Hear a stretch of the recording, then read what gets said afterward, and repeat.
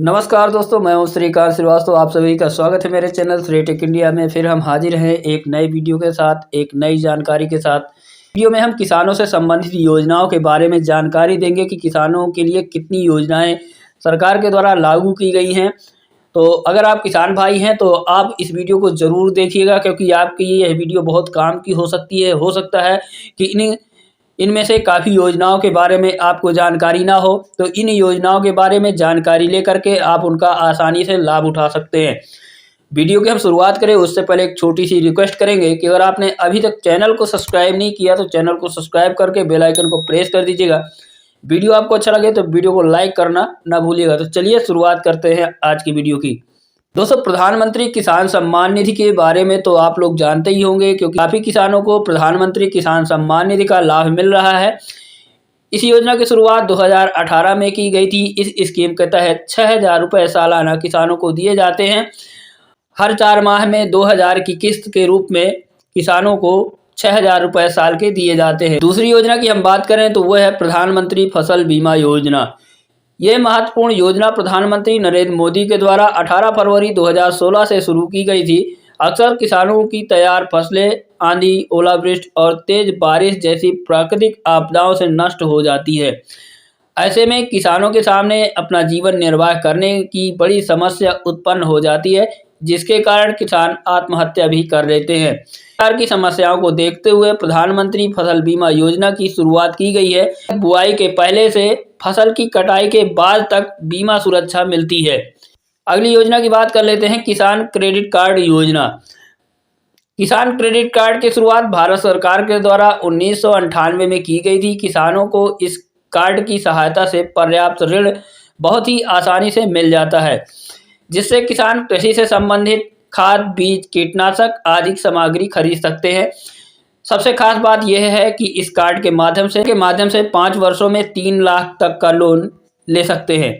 यदि किसान इस कार्ड के द्वारा लिए गए लोन को 1 वर्ष के अंदर वापस कर देते हैं तो उन्हें ब्याज दर में 3% की अतिरिक्त छूट दी जाती है। चौथी योजना की हम बात कर लेते हैं, प्रधानमंत्री किसान मान धन योजना। केंद्र की मोदी सरकार ने नौकरी पेशा करने वाले लोगों की तरह किसानों के लिए भी पेंशन योजना की सौगात दी है। इस स्कीम के अंतर्गत किसानों को 60 वर्ष की आयु पूरी करने के पश्चात न्यूनतम 3,000 रुपये पेंशन दी जाती है। इस योजना का लाभ प्राप्त करने के लिए किसानों को 55 रुपये से लेकर के 200 रुपये प्रति माह 60 वर्ष की आयु तक जमा करना होता है। किसान 60 वर्ष की आयु पूरी करता है, उन्हें पेंशन मिलनी शुरू हो जाती है। इस योजना की खास बात यह है कि स्कीम में जितना योगदान किसान का होता है उतना ही योगदान सरकार करती है। यदि किसी कारणवश किसान की मृत्यु हो जाती है तो किसान की पत्नी को पारिवारिक पेंशन के रूप में 50% पेंशन के रूप में प्राप्त होती है। 5वीं योजना की बात कर लेते हैं, स्माम किसान योजना। इस योजना के अंतर्गत जो कृषि कार्यों में आज भी पुराने यंत्रों का उपयोग करते हैं, धन के अभाव में वह नए यंत्र नहीं खरीद पाते हैं या नए वे यंत्र खरीदने में असमर्थ है, तो किसानों की समस्या को देखते हुए केंद्र सरकार के द्वारा स्माम किसान योजना की शुरुआत की गई है। इस स्कीम के माध्यम से खरीद सकते हैं। सबसे खास बात यह है कि उपकरणों की खरीद में उन्हें छूट प्रदान की जाती है। सरकार के द्वारा इस योजना को शुरू करने का मुख्य उद्देश्य किसानों को खेती करने में किसी भी प्रकार की समस्या न हो और बेहतर फसल उत्पादन कर सके और अपना जीवन स्तर सुधार सके। 6वीं योजना की अब हम बात कर लेते हैं, पीएम कुसुम योजना। है कि भारत के ग्रामीण क्षेत्रों में बिजली की समस्या अभी भी गंभीर बनी हुई है। जब तक किसानों के खेत को पानी की आवश्यकता होती है तो उन्हें समय से बिजली नहीं मिल पाती और पानी के अभाव में उनकी फसलें प्रभावित होती हैं। किसान भाइयों को बिजली उपलब्ध कराने के उद्देश्य से सरकार की तरफ से पीएम कुसुम योजना की शुरुआत की गई है। इस स्कीम के अंतर्गत किसानों को सोलर पैनल सब्सिडी पर मिलते हैं, जिससे वह बिजली का उत्पादन कर अपनी आवश्यकता के अनुसार उसका उपयोग कर सकते हैं। 7वीं योजना की बात करें तो ये है डेयरी उद्यमिता विकास योजना।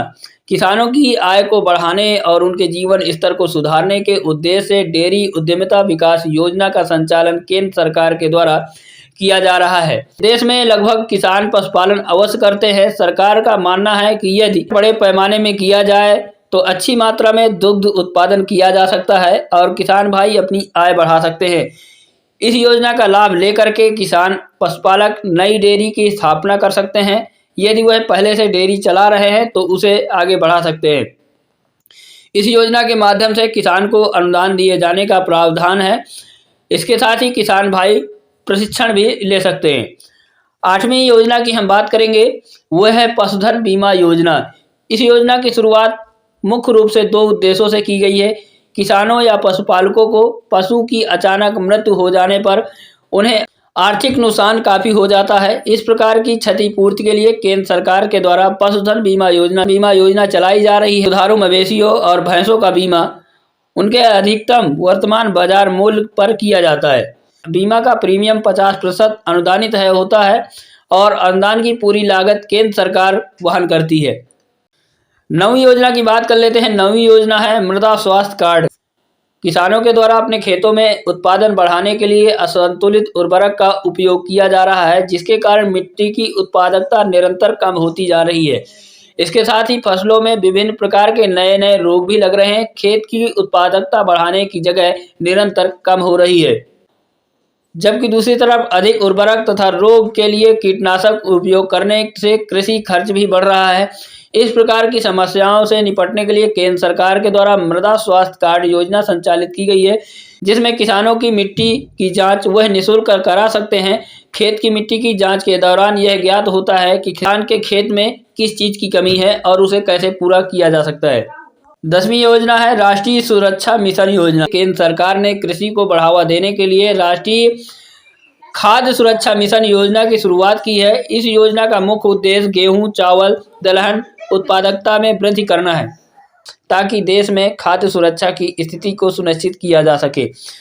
आपको बता दें, इस योजना के अंतर्गत चावल राष्ट्रीय खाद्य सुरक्षा मिशन, गेहूं राष्ट्रीय खाद्य सुरक्षा मिशन तथा दलहन राष्ट्रीय सुरक्षा मिशन को शामिल किया गया है। इस योजना के अंतर्गत चावल के लिए 14 राज्य, गेहूं के लिए 9 राज्य और दलहन के लिए 16 राज्यों को शामिल किया गया है। 11वीं योजना के बारे में हम बात कर ले, प्रधानमंत्री मत्स्य संपदा योजना। प्रधानमंत्री नरेंद्र मोदी के द्वारा मछली पालन को बढ़ावा देने के लिए पीएम मत्स्य संपदा योजना का शुभारंभ किया गया है। सरकार इस स्कीम को आत्मनिर्भर भारत योजना के अंतर्गत 2020-21 से वर्ष 2024-25 तक सभी प्रदेश और संघ शासित राज्यों में लागू करने का लक्ष्य निर्धारित किया है। इस योजना को सबसे पहले उत्तर प्रदेश से शुरू किया गया है। इस योजना के अंतर्गत मत्स्य पालकों को बैंक के ऋण के साथ साथ निःशुल्क प्रशिक्षण दिया जाएगा। 12वीं योजना की चलिए हम बात कर लेते हैं। यह है जैविक खेती योजना। वर्तमान समय में उत्पादकता बढ़ाने के लिए किसानों द्वारा रासायनिक खादों का इस्तेमाल अधिक किया जा रहा है, जिससे अनाज सब्जियों को खाकर बीमार हो जाते हैं। इस समस्या को देखते हुए केंद्र सरकार के द्वारा जैविक खेती का बढ़ावा देने के लिए हर संभव प्रयास किया जा रहा है। जैविक खेती के अंतर्गत परंपरागत कृषि विकास योजना की शुरुआत की गई है, जिसके तहत किसानों को बताया गया कि प्राकृतिक रूप से किस प्रकार कृषि की जाए। जैविक खेती करने वाले किसानों को सरकार की तरफ से पुरस्कृत भी किया जाता है। और आगे जो अगले वीडियो में हम इन सभी योजनाएं, जितने भी हम अभी योजनाओं के बारे में आपको जानकारी दिए हैं, इन सभी योजनाओं के बारे में डिटेल में वीडियो बनाने वाले हैं। इन सभी योजनाओं के बारे में जानकारी आप चाहते हैं तो चैनल को सब्सक्राइब जरूर कर लीजिएगा, क्योंकि अगर चैनल को सब्सक्राइब करेंगे, जिन योजनाओं के बारे में हम वीडियो बनाएंगे उससे संबंधित नोटिफिकेशन आपको पहुँच जाएगा और आप आसानी से उन योजनाओं का लाभ उठा सकते हैं।